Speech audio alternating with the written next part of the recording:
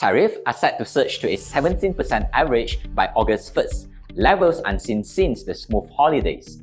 On July 7, the US hit 14 more countries, slapping 25% duties on Japanese and Korean autos and chips, plus a hefty 50% on all Brazilian goods and copper. Supply chains are already shifting towards Vietnam, India, and Mexico, but Chinese exporters still face 8 to 9% more tariff exposure than their Japanese and Korean counterparts in critical sectors. Economically, the math is brutal. Each 1% tariff hike shifts 0.14% of real US GDP and adds 0.09% to core PCE inflation. If fully enacted, this tariff wave would cut growth by 1.6% and push inflation up 1%. Meanwhile, the Fed is still on the fence.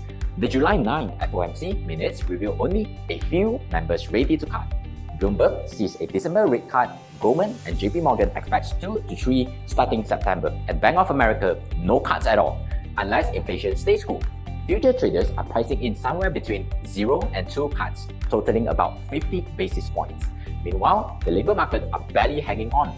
June added 147,000 jobs, and unemployment dipped to 4.1%. But ADP came in at negative 33,000, jobs hiring cool, and services PMI hovered at a flat 50.8.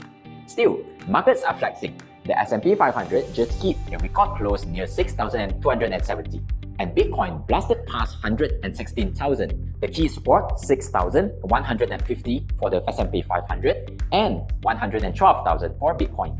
Looking ahead, we have got 3 scenarios. The first one, courts intervene, capping tariff around 13.5%, and markets would brief rally.